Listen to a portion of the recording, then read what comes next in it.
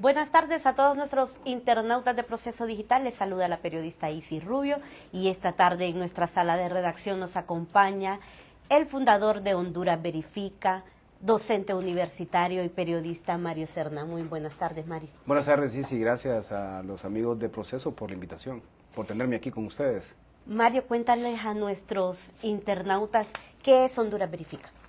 Honduras Verifica es una plataforma ciudadana que nace de un esfuerzo académico cuando por el año 2020-2021 se hace una investigación sobre el tema de desinformación en Honduras. La idea era medir el ecosistema de desinformación en la red social Facebook. Se evaluaron 180 cuentas. El informe da como resultado un ecosistema bastante preocupante. En aquel entonces éramos 25 estudiantes de la carrera de periodismo de la Universidad Nacional Autónoma de Honduras, con 25 personas, 25 investigadores que estábamos monitoreando cada día. El resultado de esta investigación pues, fueron datos relevantes donde se hablaba de que cerca de 1 millón de cuentas activas en Facebook estaban consumiendo desinformación, lo cual representaba casi 1/3 de todas las cuentas activas de ese entonces, que en Honduras se estimaban casi cerca de 4 millones de cuentas activas. El problema era que se planteaba el problema, se planteaba la dificultad, pero ¿cuál era la solución? Entonces decidimos, un grupo de periodistas y comunicadores, fundar Honduras Verifica, una plataforma que no solamente se dedicara a comunicar o a combatir el tema de la desinformación, sino que también ofreciera el espacio para organizaciones, activistas de derechos humanos, la academia también, para plantear investigaciones, hacer fortalecimiento de capacidades, sobre todo orientado a actores claves, periodistas, medios de comunicación, academia, estudiantes de periodismo, para que fuéramos fortaleciendo las competencias para combatir la desinformación, que en aquel entonces, en el 2021, era muy fuerte, y que también presentamos una segunda investigación en los procesos electorales generales del 2021, donde también se evidenció un alto nivel de desinformación política, que creo yo que es ahí donde el elemento que nos dio la fuerza el elemento final que nos dio la fuerza para que esta plataforma se constituyera de manera formal, y que hoy pues ya tenemos 3 años de estar haciendo debunking, estamos haciendo fact-checking, estamos haciendo géneros periodísticos como el explainer también para combatir la desinformación. Entonces, somos una organización que no estamos con objetivo de lucro, trabajamos mucho con financiamiento internacional, hemos recibido algunas subvenciones del ICFJ, que es el International Center for Journalism, también de la Embajada Americana a través de un proyecto de ProFellows, en el cual también yo he sido parte en el pasado, y también recientemente con el Instituto de Paz y Guerra, que ellos tienen su sede en Londres, nos han estado apoyando para hacer este proceso. Entonces, es importante también contarles para que en aras de la transparencia tengan claridad que no somos una organización que nos dedicamos a lucro, sino que nuestro interés es combatir la desinformación. Recientemente dieron a conocer un informe sobre la operación de la influencia digital. Cuéntanos sobre eso. Sí, uno de los retos de la desinformación, para poner en perspectiva, es que a nivel latinoamericano y mundial la tendencia ya no solamente es combatir la desinformación diciendo si esta desinformación es falsa, engañosa, verdadera, sino que el reto es ahora ver quién está detrás de la desinformación. ¿Por qué? De nada sirve, es como, voy a poner el ejemplo, quizás no sea tan agradable, es como el ejemplo de la extorsión. ¿A quiénes se capturan cuando están haciendo los operativos? A la gente que va a cobrar, pero no a los cabezas, a los que están dirigiendo las redes. En el tema de la desinformación pasa lo mismo, cuando estamos haciendo debunking, estamos identificando que la desinformación es falsa, verdadera, pero no decimos quién la generó o por qué la generó. Esta investigación aspiraba a eso. Se hizo un proceso de investigación documental durante 4 o 5 meses, un grupo de 4 periodistas con asesoría también del IWPR, que ellos estaban basados en Londres, pero que en América Latina tienen un proyecto que se llama CAPIR, y a través de CAPIR también recibimos asesoría internacional para hacer esta investigación. La investigación se enfocó en un medio proxy, que para que entendamos un poco ese lenguaje, un medio proxy es un medio digital que se dedica a fomentar propaganda a favor de alguna organización, de una persona o de un gobierno. En este caso, el medio proxy era a favor del gobierno de la presidenta Xiomara Castro y estaba fomentando mucho su discurso público y sus obras, y también de varios ministros.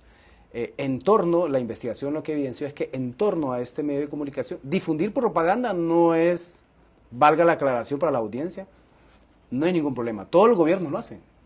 Tienen, incluso el gobierno de Honduras tiene Canal 8, tiene Poder Ciudadano y tiene otros medios de comunicación que difunden su propaganda. La investigación va orientada en que en torno a este medio proxy, el tema es que este medio plagió la identidad, digamos, física de otro medio que tiene mucha credibilidad también. También su línea, su paleta de colores, su logo, casi lo mismo. Ahí es donde entra como la espinita que por qué se estaban copiando el logo. Entonces, el tema es que en Honduras las competencias digitales de los hondureños son muy bajas. Entonces, hay gente que miraba el medio proxy y creía que era el otro medio. Y esa era la intención de copiar el logo, de copiar la paleta de colores, a manera de confundir la audiencia y creer que era este medio el que estaba informando, lo cual le daba cierta credibilidad, digamos, a las publicaciones que estaba haciendo este medio proxy. Más allá de eso, el medio proxy, en torno al medio, estaban operando, se identificaron una granja de tropas digitales, es decir, cuentas falsas, cuentas títeres, en varias redes sociales, entre ellas X, Facebook, Instagram, al menos hasta el alcance que nosotros pudimos hacer, lo cual también eso sí violenta ciertos principios fundamentales de términos de uso de redes sociales, sobre todo porque el estar potenciando discurso público viola ciertas normas de estas redes sociales, de estas plataformas, lo cual influye de manera negativa en la construcción de la opinión, de la conciencia crítica de los ciudadanos, lo cual puede influir en procesos electorales, por ejemplo, en decisiones sumamente importantes para una ciudadanía y atenta entonces contra uno de los espacios cívicos más fundamentales que en el mundo existen, que es el derecho al acceso a la información real y veraz. Entonces, a través de estas cuentas lo que se hace es que se están potenciando informaciones que no son reales o que se están potenciando informaciones que no corresponden a la realidad. Y eso sin duda alguna es una violación. Y más allá de eso, también se identificaron que muchos de ministros, al menos 12 ministros del actual gobierno, estaban interactuando no solamente con la cuenta de X de este medio proxy, sino que también con varias cuentas falsas. Entonces, cuentas que han sido de reciente creación, lo cual llama la atención, porque muchas de estas cuentas fueron creadas en septiembre de 2013, noviembre y diciembre del año pasado. Es decir, y que un ministro te siga esas cuentas es muy sospechoso. Entonces, en general, se planteó una investigación, lo pueden ver en hondurasverifica.com. El detalle de la información es mucho más amplio, pero en general eso es lo que plantea. Lo cual, a manera de conclusión, Isis, la investigación trata de poner en relieve la importancia de que la ciudadanía esté atenta a este tipo de prácticas, que dicho sea de paso no son nuevas. En el pasado el gobierno de Juan Orlando Hernández también hizo lo mismo. Y lo que llama la atención es que como este gobierno también ha criticado ciertas acciones, prácticas, no solamente en la parte de comunicaciones, en muchas otras. Lo que están haciendo en términos políticos en el Congreso, digamos, son como muchas cosas casi calcadas, ¿no?, de lo que veníamos viendo en gobiernos anteriores, y en el caso de las tropas digitales es un caso muy similar. Como dice mucha gente, solo se cambió de color, nada más. Las mismas prácticas, y una de las cosas que también la audiencia debe tener en consideración y claridad es que Honduras, a nivel latinoamericano, ya también ha sido objeto de estudio, porque aquí se vienen, en tiempos anteriores, han venido muchas empresas, agencias y expertos a instalar laboratorios de desinformación, y eso es importante, ya está documentado. Está Archimedes Group, por ejemplo. Hay muchos ejemplos que ya documentados, en los cuales podemos mencionar algunos datos incluso. Facebook en el 2019 canceló cerca de 1.600 cuentas falsas que estaban difundiendo desinformación. En el 2020 volvió a cancelar cerca de 2.000. X hizo lo mismo en el 2021 también, cerca de 2.000 cuentas falsas cerradas. Entonces, y que son cifras que a nivel latinoamericano tenemos récord. Entonces, esto lo que evidencia es que Honduras sigue siendo un nicho de experimentación para la desinformación. Y más allá de eso también ahora mucho el ataque, mucho mensaje de odio y mucho mensaje de discriminación, lo cual preocupa también. ¿Eso es lo que buscan generar ellos con este montón de cuentas falsas? ¿O van más allá? ¿Qué buscan en sí? El análisis que hicimos evidenciaba que estas cuentas que eran falsas, eran más de 50 cuentas de Facebook y de X y de Instagram, en algún momento se dedicaban a atacar, pero más lo que hacían era potenciar el discurso de propaganda del gobierno. El medio como tal, el medio proxy, sí también publicó ataques. Sabemos que este medio, de manera extraoficial, tiene una línea partidista con el Partido Libre. Hay sospechas de quienes pueden estar detrás de la estructura de este medio proxy. E incluso, a pesar de ser un medio afín a Libre, atacaban a uno de los precandidatos que hoy en día se está lanzando también como contendor de Rixi Moncada, por ejemplo. Entonces los ataques contra Jorge Calix, por ejemplo, son evidentes. Y también se han dedicado a atacar a otras personas que también son opositores del gobierno, Partido Nacional, Partido Liberal, e incluso, que algo que muchas no lo habíamos visto tan frontal, ataques a organismos internacionales como la ONU, por ejemplo, o contra la Embajada de Estados Unidos, lo cual, sin duda alguna, ver ataques tan frontales, tan viscerales, publicados en un sitio web de este tipo, llama la atención, lo cual nos pone en preaviso de lo que puede ocurrir en época electoral. Y es ahí donde el aporte de Honduras Verifica es el que quería hacer, como poner en el tapete de la discusión que esto está ocurriendo. Esto es simplemente, creemos nosotros, por los avances que hemos tenido en la segunda parte de la investigación, esto es simplemente la punta del iceberg, porque se están preparando para hacer una campaña muy fuerte una vez que inicie la campaña electoral, que ya el próximo septiembre el Consejo Nacional Electoral va a ser el de la convocatoria para las internas y posteriormente para las generales. Hablabas en tu respuesta sobre las áreas de espacios físicos que se están yendo en contra de periodistas, de diplomáticos. Sí, creo yo que mucho de la reflexión en torno a esta investigación debe de girar en no precisamente el espacio físico, el espacio cívico, perdón, en general contempla muchas garantías constitucionales. Una de ellas es el de libre protesta, el otro es el de libre expresión, el de acceso a la información pública, que sea veraz y que sea real, entre otras cosas.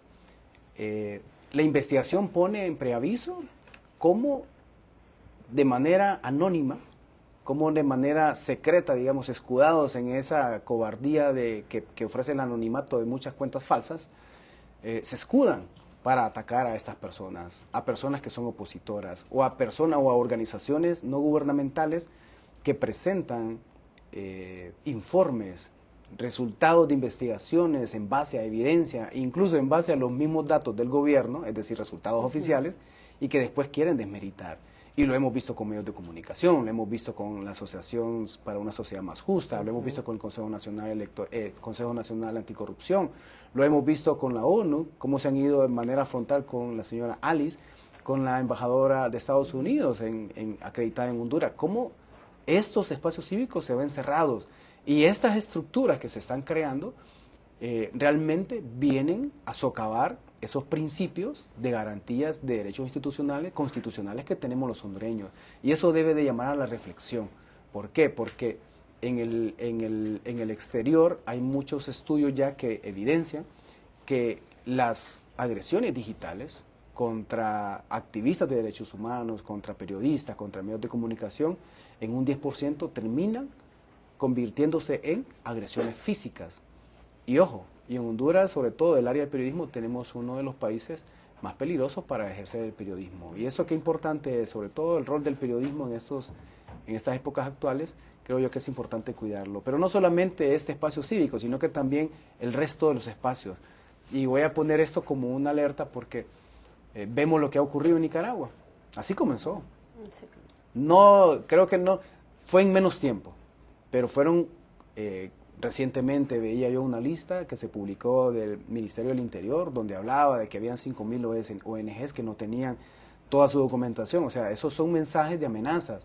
Claro, esto responde a algunas publicaciones que se han estado haciendo. Entonces, hay que entender cómo bien el ecosistema.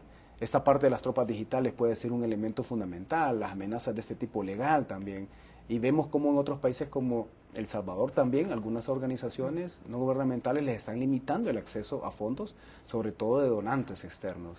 Y eso seguramente es algo que vamos a ver en el corto plazo. Y entonces, qué importante es que tengamos conciencia de cómo una estructura de estrategia política se puede desarrollar en torno a cosas que están ocurriendo en nuestro país. Hay mucha noticia falsa. ¿Cómo puede el público identificarlas? Eso es un proceso bastante complejo. Una de las tareas que están pendientes en el país es la educación mediática. Los ciudadanos debemos de aprender a seleccionar nuestros canales de información, nuestras fuentes de información. Lo primero es, si ustedes ven algo en WhatsApp, que es una de las redes que más se utiliza para desinformar, o en Facebook o en cualquier otra, lo más recomendable es que ustedes tengan un medio de preferencia, 1 o 2 medios de preferencia que ustedes digan, bueno, este medio yo confío en este medio, ir a buscar la información en ese medio. Si no está en ese medio, duden. Lo que se recomienda también es hacer una búsqueda en internet, en Google, buscar, poner el titular de esa nota. Si ven que otro medio lo ha publicado, pues validar quién es ese medio. Si hay varios medios, entonces ya eso da un poquito más de certeza. Pero eso de que lo hagamos es muy difícil. Lo que primero que hacemos es agarrarle la desinformación y lo que se hace es que lo primero es compartirle. Una de las características de la desinformación es que siempre está apelando a las emociones. Y cuando hablamos de apelar a las emociones es que generalmente lleva algún mensaje implícito a favor o en contra de cierto grupo, de cierto personaje. Entonces, si yo soy, por ejemplo, afín al Partido Libre y me cae una noticia de que murió Juan Orlando, por ejemplo, que eso en el juicio de Juan Orlando salieron muchas versiones de que había muerto. Entonces, y si yo soy afín al Libre, me alegro porque murió Juan Orlando. ¿Y qué es lo que hago? Lo comparto. Solo porque murió Juan Orlando, solo porque me apela a la emoción. Y qué importante es que entendamos eso. Eso es parte del proceso de competencia digital, de realmente validar, de definir niveles de responsabilidad cuando estemos consumiendo información. Y eso es un riesgo porque en el gobierno anterior ya hubo una intención de controlar lo que se publicaba en redes sociales. Y todos estaban basando en el hecho de la desinformación. Es decir, para controlar la desinformación, para frenar la desinformación. Cuando sabemos que las realidades políticas de Honduras al final siempre nos ponen en tela de juicio cuáles son las verdaderas intenciones que hay de este proyecto de ley, por ejemplo, ¿no? Que eran peligrosos. Ahí está la ley de ciberseguridad que se llama ley de apología, ley contra la apología del odio en redes sociales. Ahí está, todavía. Pues el gobierno con este PCM creo que es 22 o 23-2023, que le da potestades plenipotenciarias a la Secretaría de Planificación y que ayer creo que estaba escuchando todavía se reafirmó este poder. Es preocupante porque le da plenas potencialidades a Conatel a levantar un inventario de los medios digitales, monitorear, etcétera, etcétera. Eso realmente debe llamarnos a la preocupación. ¿Por qué? Porque es como, ¿por qué vamos a hacer un inventario de esto? ¿No? ¿Con qué fin? Entonces creo yo que las cartas están casi claras por dónde se va el ambiente y lo que se viene para Honduras va a ser un poco difícil, sobre todo en términos de libertad de expresión. Proceso Digital hace unas semanas fue víctima de una noticia falsa. Ustedes en Honduras Verifica, valga la redundancia, verificaron que la noticia era falsa. ¿Cómo los medios que estamos siendo víctimas de esta práctica podemos llevar esto más allá a que el público diga, no, esta sí es falsa, esta sí es verdadera? Sí, eso es importante. Y voy a comenzar quizás por el otro lado, Isis, porque dentro del año pasado hicimos 95 validaciones y de esas 95 creo que 30 fueron a medios de comunicación digitales. ¿Y cuál es el problema? ¿Cuál es el tema? Es que los mismos medios están desinformando también. ¿Por qué? Porque no estamos validando la información. En el caso de ustedes, lo que les pasó fue que les tomaron su imagen, les hicieron un montaje en diseño gráfico y les pusieron un titular que no correspondía, ¿no? Eso fue lo que les hicieron. Sí. Claro, el tema es que la audiencia, al ver el logo de Proceso Digital, al ver el logo que ha sido manipulado, y no solo el de ustedes, manipulan un montón, un montón. En TikTok, digamos, en TikTok es la red de preferencia ahorita de desinformación más grande que hay en Honduras y quizás en el mundo. Entonces, claro, uno lo mira el logo y uno se lo cree. La gente, de nuevo, no tiene la competencia digital para decir, ¿esto es cierto o es mentira? Ni siquiera nos preguntamos eso. Creo que como medio tenemos una deuda porque no hemos educado a nuestras audiencias en términos de consultar la información. En este caso, era una imagen, quizás lo que corresponde como medio de comunicación es decir, mire, si usted ve alguna desinformación, repórtenos. Si ustedes no creen alguna de las cosas que ven, repórtenos. Hay otros medios lo que hacen es que tienen chatbots, por ejemplo. Entonces la gente lo que hace es mete el titular a ver si es cierto que Proceso Digital publicó eso. El chatbot te dice, sí, aquí está el link, mírala, aquí la nota completa.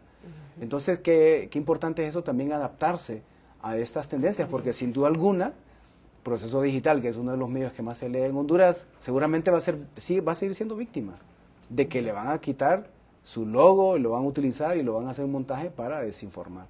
Pero creo yo que la audiencia sí tiene que jugar un rol importante, porque a veces uno no te das cuenta de que te han hecho un montaje.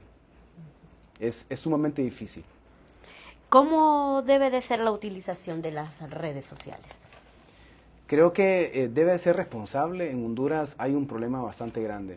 Claro, sí se han convertido en un canal de escape para las audiencias, para quejarse, para exigir demandas, para hacer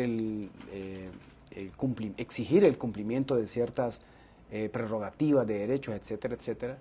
Pero si no cuidamos ese espacio, creo yo que lo estamos poniendo en riesgo.